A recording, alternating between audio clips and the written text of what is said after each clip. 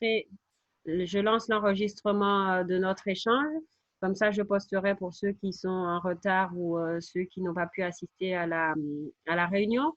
Donc, est-ce que vous vous rappelez, donc avant les vacances, nous étions en train de travailler sur la nouvelle partie du programme et on s'intéressait à la détermination, à la différenciation du sexe chez les individus. Donc, je vais reprendre le chapitre pour qu'on l'ait ensemble sous les yeux. Donc, qu'est-ce qu'on avait vu jusqu'à présent? On avait vu que on appelait ce qu'on appelait le sexe phénotypique, c'était l'ensemble des caractères qui permettaient de nous identifier en tant qu'hommes et en tant que femmes.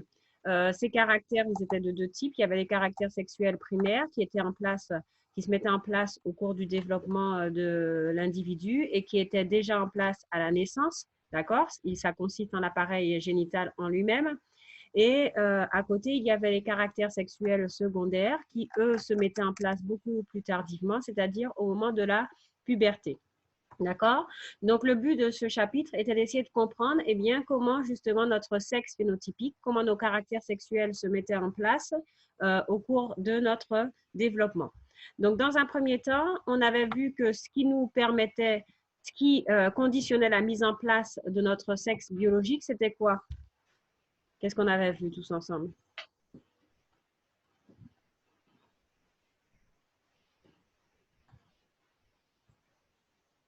Vous m'entendez?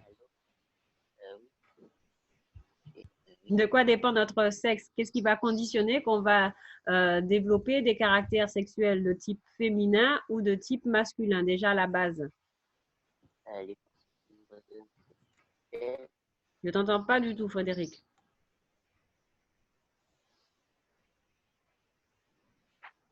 J'ai dit les chromosomes sexuels. Voilà, exactement, nos chromosomes sexuels, d'accord? Donc, on avait vu que selon les chromosomes sexuels, c'est-à-dire la 23e paire de chromosomes que nous possédons, soit eh bien, la différenciation de l'appareil reproducteur se fera vers un phénotype féminin, soit la différenciation se fera vers des caractères plutôt masculins.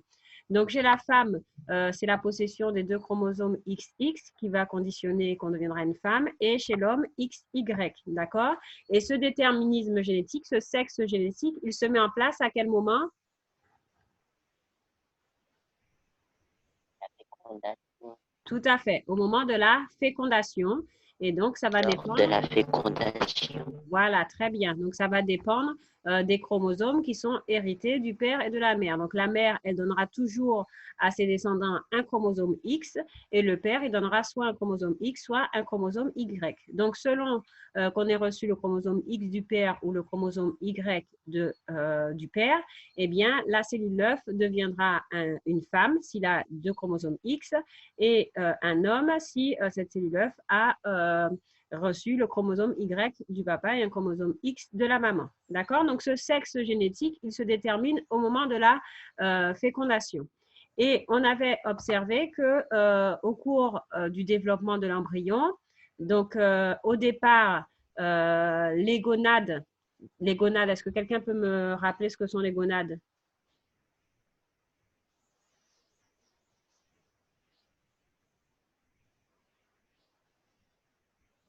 Personne?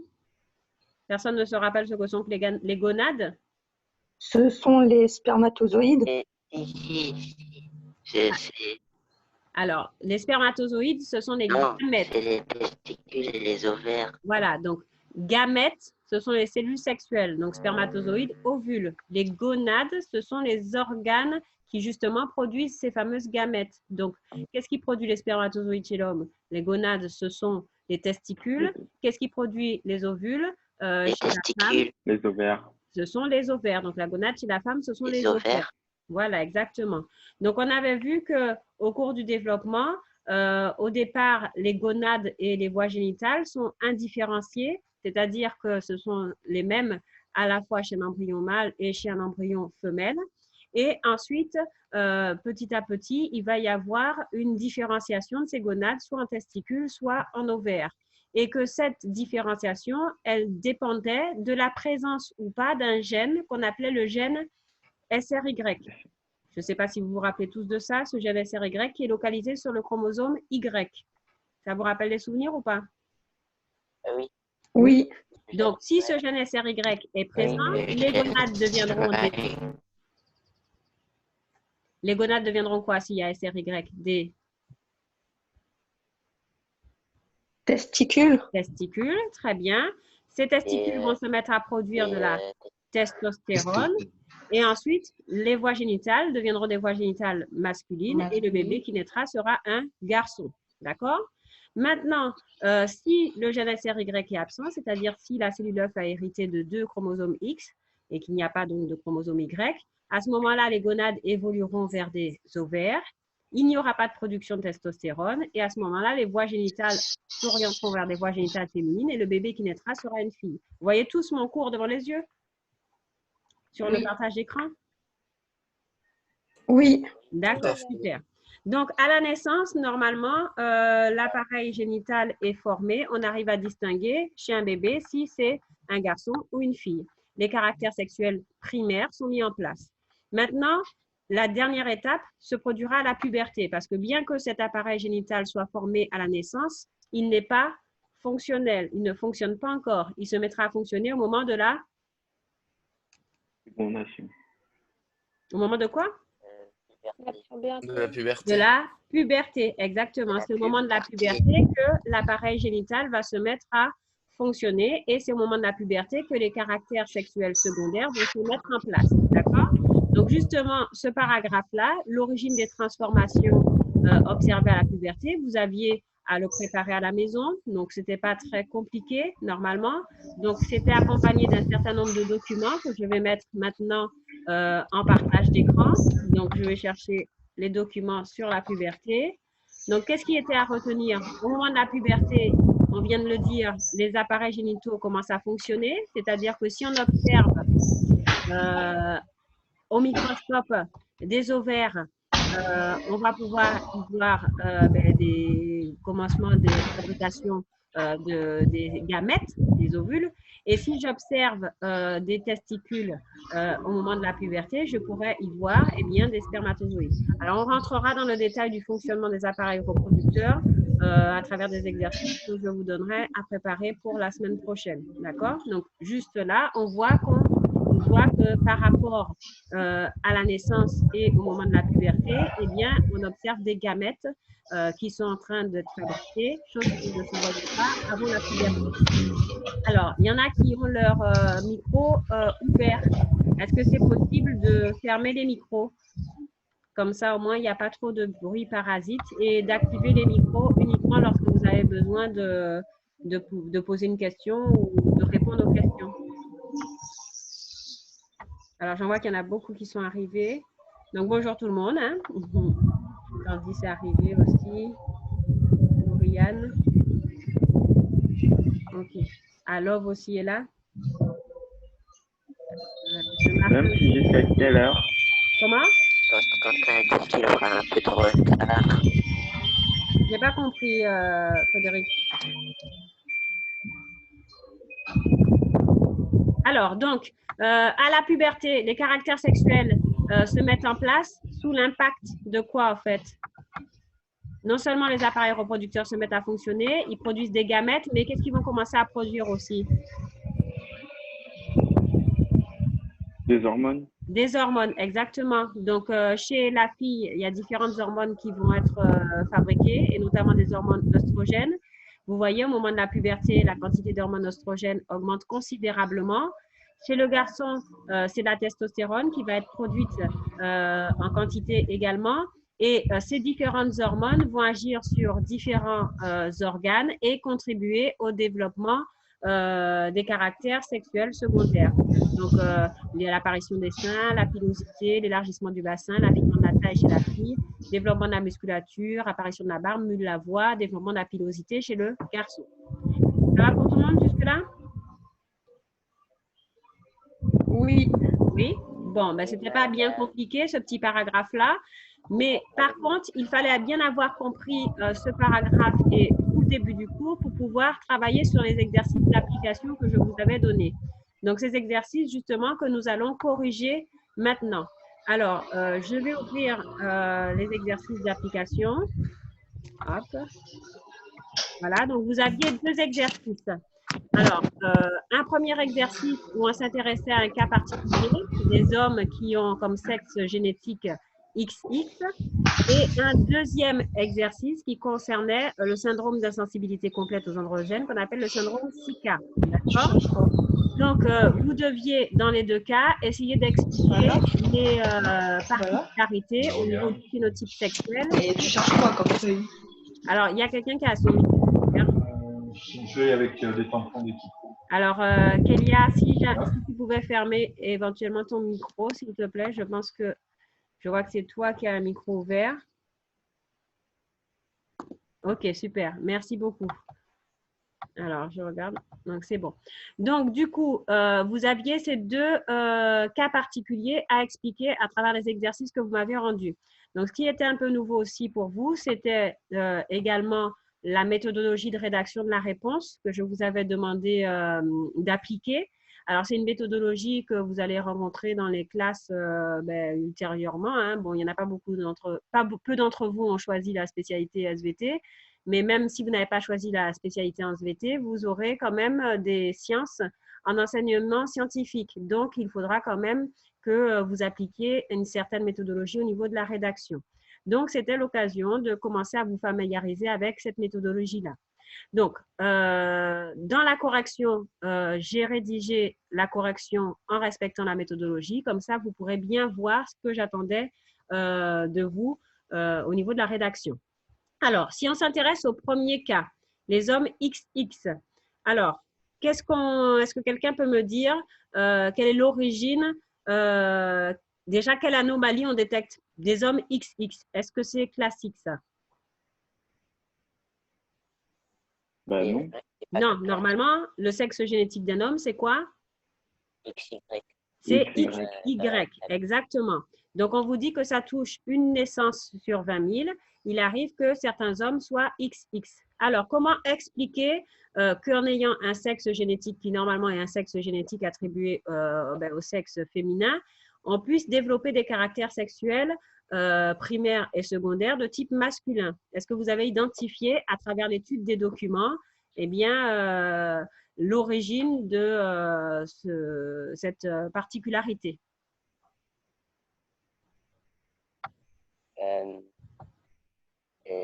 L'existence d'anomalies chromosomiques.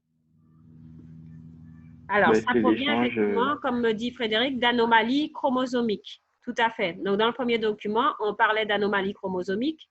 On disait que des anomalies chromosomiques peuvent avoir lieu à quel moment?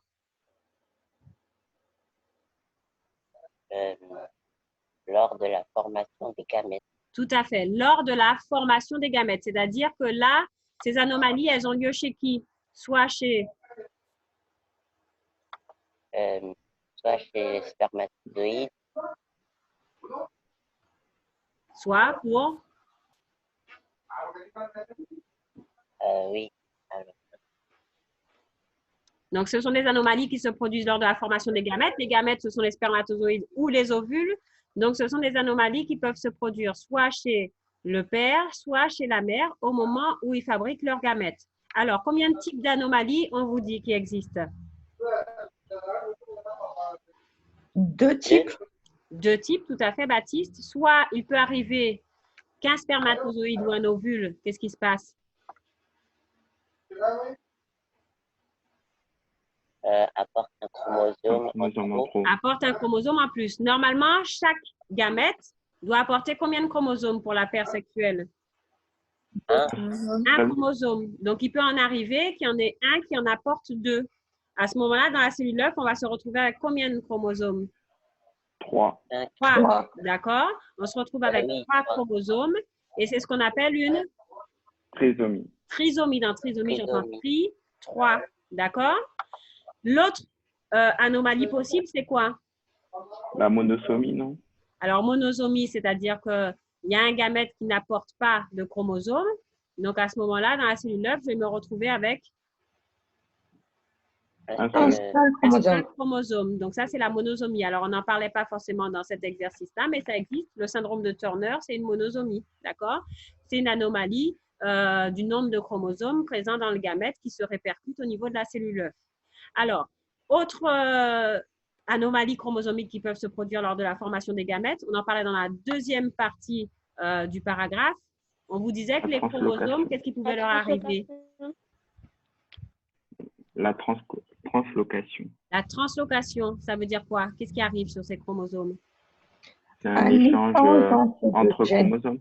Voilà, très bien. Ils vont échanger des gènes. Donc là, c'est ce qu'on vous a expliqué, illustré dans le schéma qui est juste à côté. On vous a dit, par exemple, si je prends un chromosome A et un chromosome B, il peut arriver qu'il y ait rupture de fragments de chromatides, de fragments de chromosomes, et échange de ces fragments, d'accord? Vous voyez que le chromosome A est hérité d'un fragment de chromosome B et inversement. Donc, ils ont échangé des gènes, un ou plusieurs gènes. Ça, c'est ce qu'on appelle une translocation. Alors, ce document-là, c'est juste un document informatif pour vous montrer qu'est-ce qui peut se passer comme anomalie lors de la formation des gamètes. Est-ce qu'on vous précise quelle est l'anomalie qui a eu lieu pour les personnes qui ont un sexe XX et qui sont masculins? Est-ce que c'est précisé dans ce document-là? Non.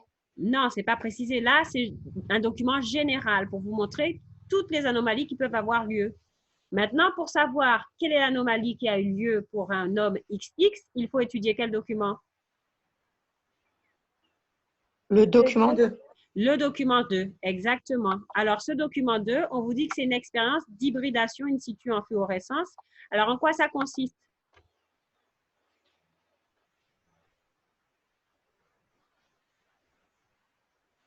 Quel est le principe de cette expérience? Mais ça permet de rendre fluorescent un ou plusieurs gènes de façon à visualiser leur localisation sur le chromosome. Voilà, exactement. Donc, cette expérience, elle va permettre de rendre fluorescent, on vous disait un ou plusieurs gènes pour voir où est-ce qu'ils sont localisés sur le chromosome. D'accord? Donc là, en l'occurrence, on a utilisé combien de sondes fluorescentes dans cette expérience? 2. 2. Une sonde A, qui s'appelle A, elle est caractéristique de quel chromosome?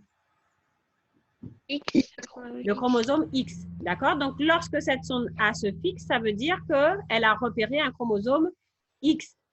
La sonde B, elle est spécifique de quel gène? Donc, elle va se fixer dès qu'elle va rencontrer le gène SRY. Donc, on vous a donné les résultats de cette expérience qui a été réalisée chez un homme XX. D'accord? C'est la photographie qui est juste à côté. Et qu'est-ce qu'on voit en fait? Combien de sondes A se sont fixées? 2. 2 sondes A, qui veut dire que l'individu possède 2 chromosomes. 2 chromosomes X. Exactement, cette sonde A permet de repérer que l'individu possède 2 chromosomes X. Donc, ça confirme que ce sont bien des hommes XX. Maintenant, par contre, quelle autre sonde s'est positionnée? La sonde B. La sonde B, d'accord? Et la sonde B s'est positionnée sur le gène SRY. Un chromosome. Le chromosome X. sur un chromosome X, d'accord? La sonde B s'est positionnée sur un chromosome X. Ça veut dire que sur ce chromosome X-là, qu'est-ce qui est présent? Le gène SRY. Le gène SRY. Alors que normalement, ce gène, il est censé être où? Sur le chromosome Y. Sur le chromosome Y. D'accord? Donc, ça veut dire que ce chromosome-là, il a reçu un gène du chromosome Y. Comment est-ce possible ça? Par la translocation. Par effectivement le phénomène de translocation qui était décrit dans le document 1. C'est-à-dire que la translocation, là, ce serait produite entre quel chromosome et quel chromosome? Le chromosome Y. Le chromosome Y et le chromosome X. X. Et ça se serait produit chez qui? Chez mon individu. Chez mon individu XX, ça s'est produit? Non. Chez qui ça s'est produit? Chez l'homme. Et chez quel homme? Chez les parents. Chez le père, exactement, parce que l'individu en lui-même, Mon homme XX, est-ce qu'il a un chromosome Y, lui? Est-ce qu'il a des chromosomes Y? Oui. L'individu XX, est-ce qu'il a des chromosomes Y? Bah non, parce que c'est la mère. Non, l'homme Non, XX. non, qu'on parce que étudie, c'est la mère. les jeunes.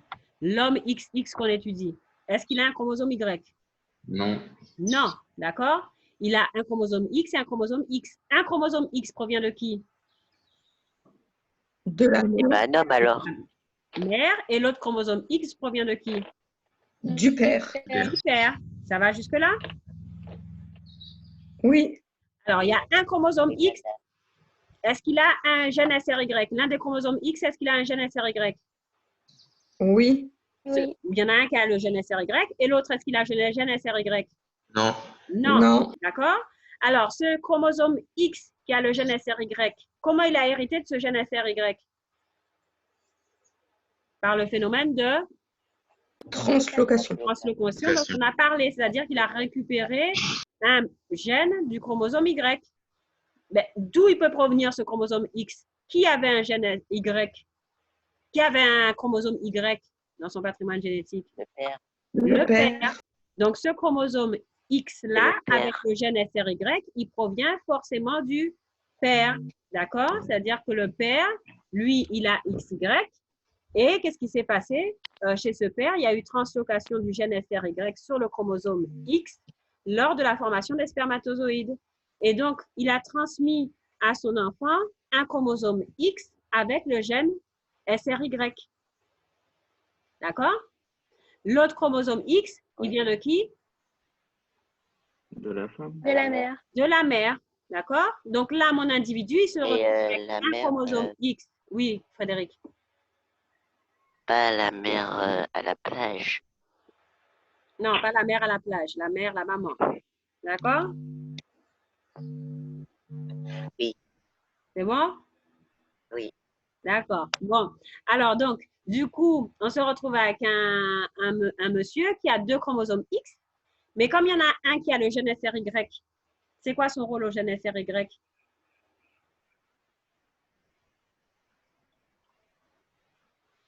Bah, de transformer les caractères sexuels primaires en masculins. Voilà, c'est lui qui oriente la différenciation des voies génitales et des gonades vers le type masculin. Donc, forcément, mon individu ayant le gène SRY, eh bien, son phénotype va s'orienter vers un phénotype plutôt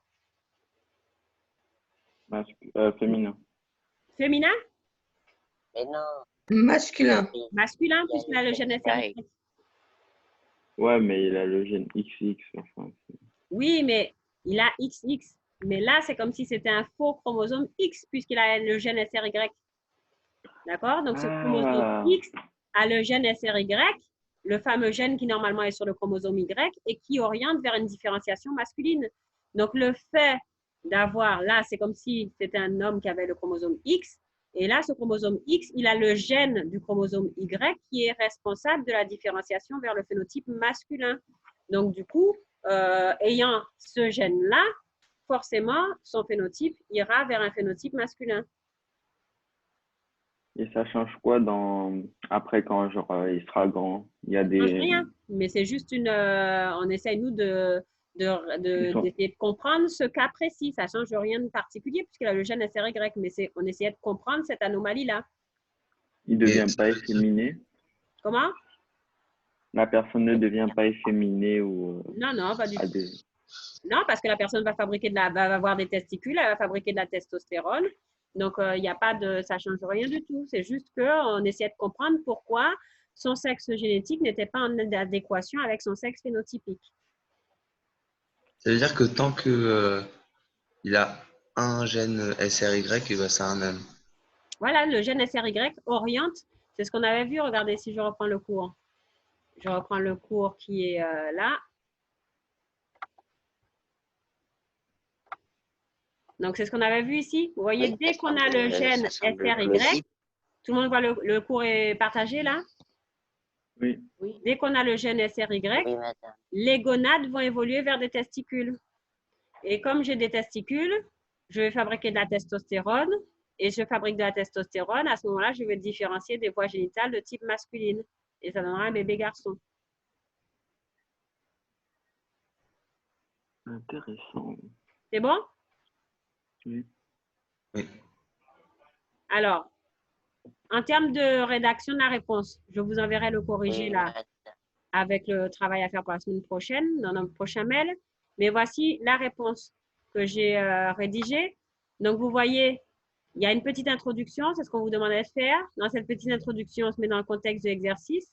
Là, on vous parle d'hommes qui possèdent 2 chromosomes X au lieu d'un chromosome X et un chromosome Y. Et on énonce la problématique. Il s'agira d'expliquer l'origine de cette particularité. Et après, on fait un développement. Dans ce développement, il faut présenter les documents. Il faut dire ce que l'on constate et dire ce que l'on en déduit. Donc là, j'ai commencé par le document 2 et après, j'ai fait le document 1, ce qui me paraissait plus judicieux dans ma réponse. Mais bon, on pouvait très bien commencer par le document 1 et le document 2, peu importe. Et ensuite, on fait une petite synthèse qui répond à la problématique. Vous voyez, l'existence des hommes ayant des chromosomes sexuels XX s'explique par le fait qu'un de leurs chromosomes sexuels X a hérité du gène SRY, normalement proposant sur le chromosome Y lors de la formation des gamètes chez le père. Donc, je vous enverrai la correction de toute façon dans mon prochain mail et vous pourrez lire en détail la façon dont il fallait rédiger la réponse. Pour l'instant, est-ce que ça va pour tout le monde? Oui. Oui? Alors, on va passer à l'exercice 2. Alors, ce n'est pas ce document-là. Je reprends mes exercices d'application et on va corriger l'exercice 2. Donc, l'exercice 2, donc là, c'était ce qu'on appelait le syndrome d'insensibilité aux androgènes. Alors, qu'est-ce que c'est que ça? Donc là, on vous parle de ce syndrome. Donc, on a des individus qui, par contre, ont un phénotype plutôt commun, eux.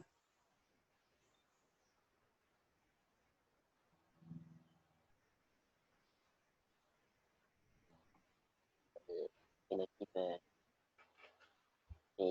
féminin. Frédéric, je ne t'entends pas du tout. De type féminin. Un phénotype plutôt de type Eh, féminin. mais c'est ce que j'ai dit. Mais oui, mais je ne t'entends pas.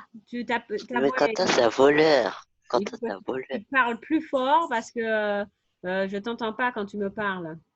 D'accord? Je ne sais pas si tu chuchotes ou pas, mais en tout cas, je Mais t'entends aussi, pas. Quentin, il sait bien que j'ai dit la réponse et il vole ma réponse. Ah, Quentin a volé ta réponse.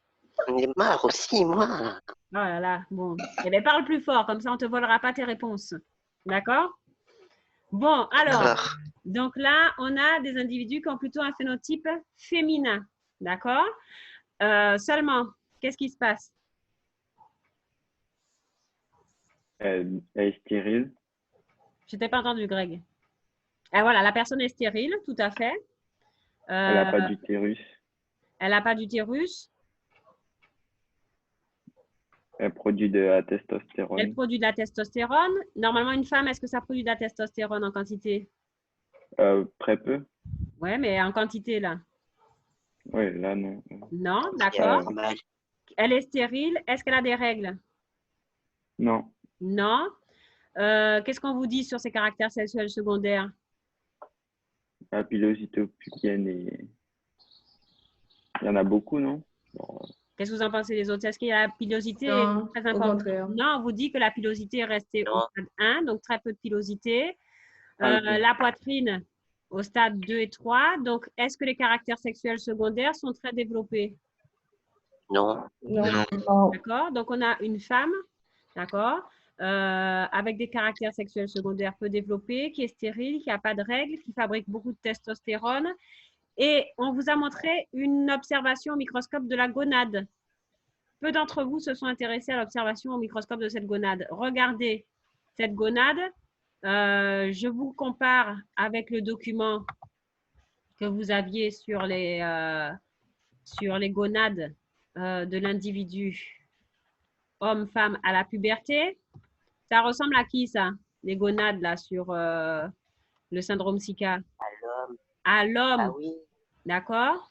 Ces gonades, ce sont quoi alors? Impressionnant. Ben oui, donc qu'est-ce qu'elle a comme gonade en fait? Ce sont des Testicule. testicules, exactement. Ces gonades en fait, ce sont des testicules. Alors, comment expliquer que cette femme possède des testicules et fabrique de la testostérone? Alors, vous aviez justement étudié le document 2. Et ce document 2, c'est une analyse de quoi en fait? Chromosome du cariotype. Le cariotype de cet individu. Alors, regardez ce cariotype. Peu d'entre vous se sont intéressés au cariotype. Qu'est-ce qu'on va chercher à repérer d'après vous? Il y a le gène X. Le chromosome. Qu'est-ce qu'on va aller regarder dans le cariotype? Le chromosome X. On va repérer, c'est une femme, donc on s'attendrait à repérer. Le chromosome sexuel. On va chercher les chromosomes XX. sexuels. Alors, ils sont où là? Il y en a un ici. C'est quoi ce chromosome sexuel là? Le chromosome Le X. X. J'ai pas entendu. Le chromosome X. C'est le chromosome X. Et il y en a un autre qui est là. C'est lequel celui-là? Le Grec. Y. C'est le chromosome Y, ce qui veut dire que le sexe génétique de ces femmes, en réalité, c'est quoi? Un homme. C'est C'est un masculin. homme. D'accord? Elle a un sexe génétique Quoi? d'homme. Et madame, elle a des testicules là? Ben oui, Elle a des elle a des testicules, mais ils sont restés en position interne, d'accord? Donc, normalement, son sexe Wow. génétique aurait dû faire que le bébé évolue vers plutôt un bébé garçon. Et d'ailleurs, on voit bien que dans le document précédent, ah, mais je suis sortie du partage d'écran. Attendez, je remets mon document. Dans le partage d'écran, L'être humain est on voit fascinant, bien ce domaine. qu'elle a des testicules et elle fabrique de la testostérone. Est-ce que c'est normal qu'elle ait des testicules en ayant un cariotype XY? Oui. Oui. Parce que si elle a XY, ça veut dire qu'elle a quoi? Oui. Si elle a Elle a XY, ça veut dire qu'elle a quel pénis, gène qui est Elle a très le important? gène SRY. Le gène Elle a AR, le gène SRY. SRY. Si elle a Le le gène gène SRY, SRY. oui, alors SRY d'après Frédéric. Donc le gène SRY, il va donner quoi? Comme gonade. L'orientation sexuelle, enfin, Voilà, l'orientation sexuelle de la gonade. La gonade deviendra quoi? Des un testicules. homme, Des un bébé garçon. testicules. Et s'il y a des testicules, les testicules vont produire quoi? Des spermatozoïdes. Testostérone. De la La testostérone. D'accord? Testicule. Ça va jusque-là? Bon, alors maintenant, normalement, j'ai des testicules qui fabriquent de la testostérone. Donc, normalement, je devrais avoir des caractères sexuels masculins. Comment se fait-il que, eh bien, il n'y ait pas de caractère sexuel masculin qui se soit développé et qu'on ait des caractères sexuels secondaires très peu développés d'ailleurs? Alors, qu'est-ce que vous avez lu là dans la suite de ce document 2? Qu'il y a un gène qui a été muté. Il y a effectivement, ces femmes ont un gène muté, un gène qui a quel rôle? Comment il s'appelle ce gène? C'est le gène AR. Et c'est quoi son rôle là, ce gène? Il permet la production. Récepteur d'androgène. C'est lui Ah, qui mais permet c'est la bizarre. production, on vous dit, du récepteur aux androgènes. Alors, vous voyez, le gène AR permet la production par les cellules du récepteur aux androgènes, c'est-à-dire aux hormones mâles comme la testostérone. Alors, dans vos exercices, il y en a qui m'ont fait des confusions, qui ont mal lu cette phrase. Cette phrase dit que ce gène permet aux cellules, c'est-à-dire que quand les cellules ont ce gène-là, elles fabriquent le récepteur à la testostérone. Vous m'avez dit que ce gène permet de fabriquer des cellules récepteurs. Ça n'existe pas, ça, des cellules récepteurs. C'est les récepteurs des cellules. D'accord? Donc, vous ferez attention quand je vous enverrai le corrigé. Vous verrez qu'il y a beaucoup d'entre vous qui ont fait cette petite confusion-là. Donc, le gène AR va permettre la production du récepteur à la testostérone dans les cellules. Alors, et ce gène, il est muté chez les personnes du syndrome de Zika. Et le fait qu'il soit muté, ça fait que le récepteur, on vous dit, sa forme est comment? Incorrect. Incorrect. Et donc, le récepteur n'est pas Fonctionnel. fonctionnel. D'accord? Alors, pourquoi on nous parle du récepteur? Dans le document 3, on détaillait un petit peu plus. On vous expliquait qu'une hormone, pour agir sur ces organes, les organes qui vont répondre à l'hormone, elle doit agir à travers un récepteur. Et que, en fait, ce récepteur, par rapport à l'hormone, sa forme, elle est comment par rapport à la forme de l'hormone?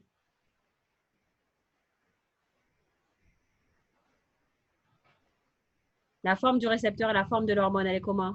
Triangulaire. Alors, triangulaire, mais vous voyez que l'hormone, elle s'emboîte parfaitement au… Ils sont complémentaires. Voilà, tout à fait, Nomi. C'est une forme complémentaire. L'hormone et son récepteur ont une forme complémentaire, c'est-à-dire que l'hormone va parfaitement s'emboîter dans le récepteur. D'accord? Et c'est à travers cette complémentarité de forme que l'hormone va pouvoir agir sur la cellule. Donc, si la forme du récepteur est modifiée, est-ce que l'hormone va pouvoir se fixer sur son récepteur? Non. Non, elle ne pourra pas se fixer. Donc, est-ce qu'elle va pouvoir agir sur sa cellule cible? Non. Non. Non, d'accord? Donc, justement, on regardait chez une personne qui n'est pas atteinte du syndrome Zika et une personne atteinte du syndrome Zika, qu'est-ce qui se passe lorsqu'on lui fournit de la testostérone à différentes doses? Est-ce qu'elle va se fixer ou pas sur le récepteur? Et je vois que chez une personne Zika, plus je mets de la testostérone, plus la concentration est importante, puisque vous voyez les différents histogrammes là. Les colorations, c'est juste qu'on a mis plus ou moins de testostérone. La concentration de testostérone est de plus en plus élevée. Et plus j'ai de testostérone, plus qu'est-ce qui se passe? Le taux de fixation est important. Voilà, plus elle se fixe sur les récepteurs. D'accord? C'est-à-dire que j'ai un certain nombre de récepteurs. Forcément, plus je mets de la testostérone, plus je vais avoir de la testostérone qui se fixe sur les récepteurs. Maintenant, si je regarde chez une personne qui est atteinte du syndrome de Zika, je vois que quelle que soit la concentration de testostérone, qu'est-ce qui se passe?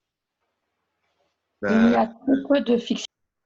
Voilà, il n'y a pratiquement pas de testostérone qui se fixe au niveau des récepteurs. Donc, ça veut dire quoi? Que même si la personne produit de la testostérone, comme elle a des récepteurs qui sont déformés, est-ce que cette testostérone peut se fixer sur le récepteur? Non. Non. Donc, est-ce qu'elle peut agir? Non. Non. Non. Donc, mes voies génitales, est-ce qu'elles vont se différencier en tant que voie génitale masculine? Non. Non. Et est-ce que j'aurai une différenciation de caractère sexuel de type masculin, caractère sexuel secondaire de type masculin?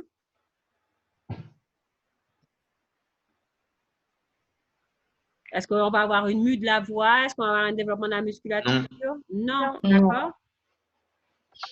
Est-ce qu'on va avoir une barbe, une pilosité au niveau du visage caractéristique des hommes?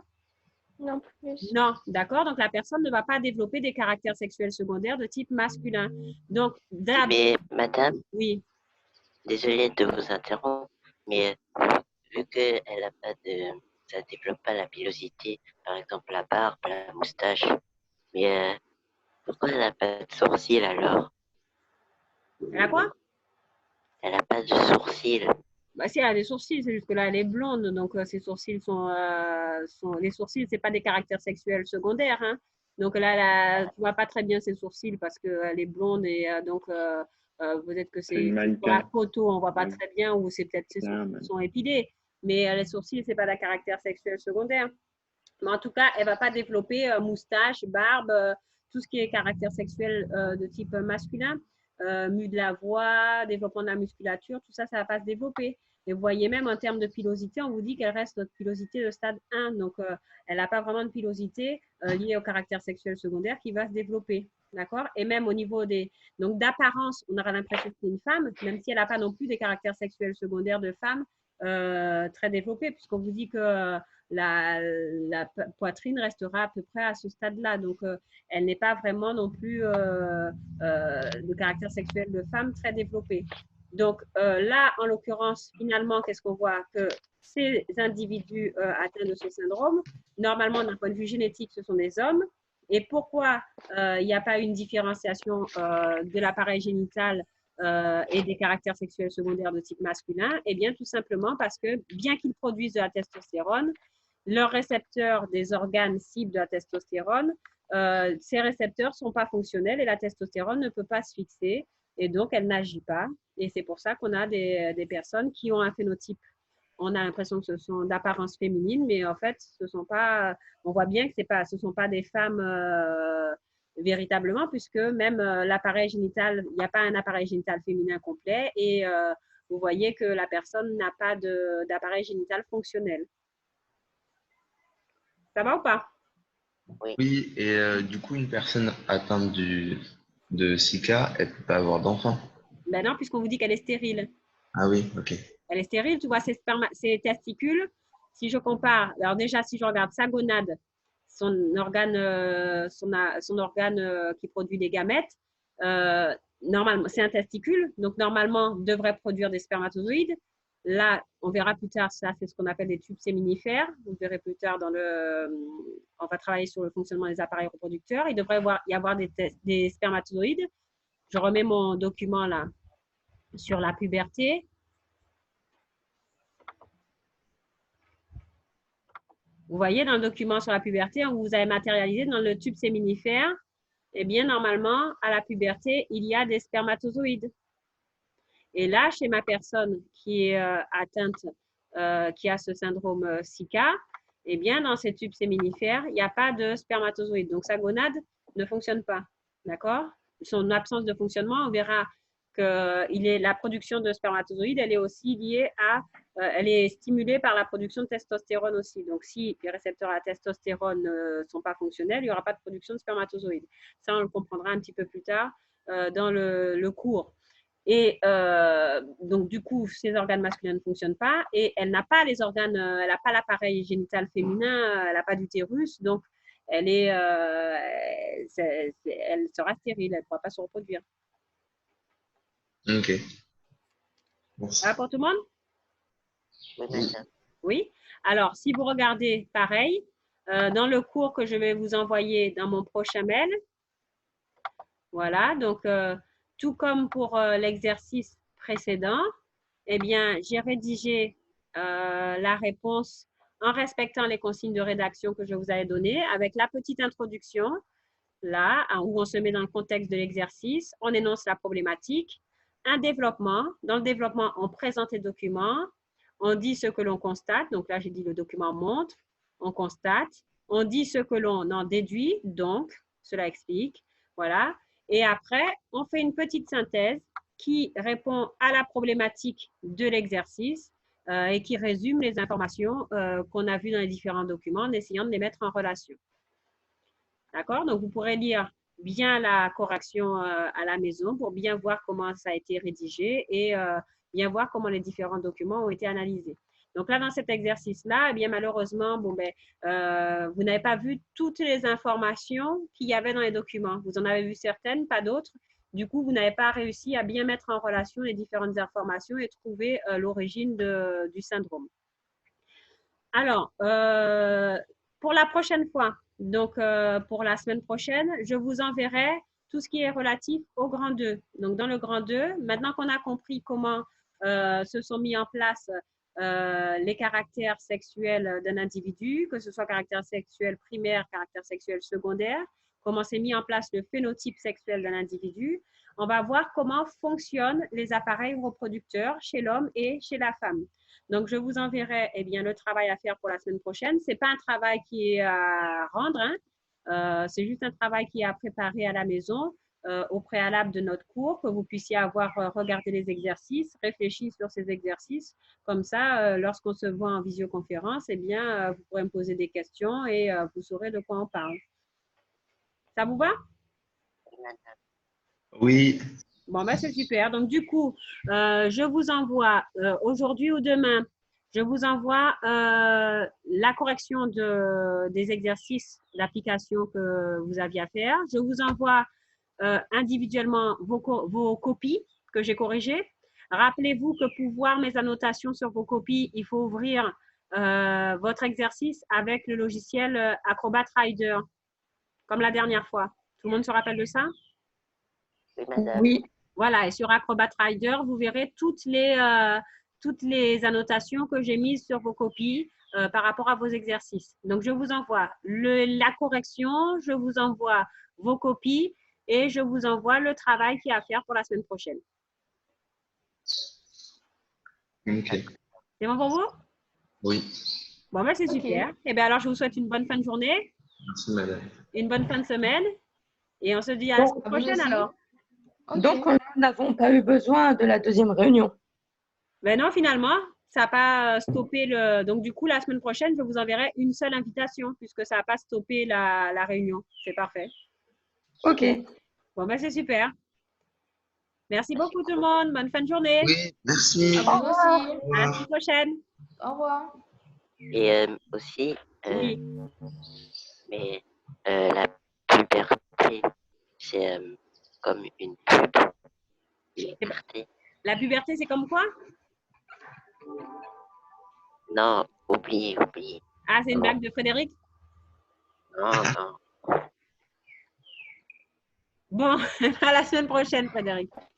À la semaine prochaine. Allez, au revoir.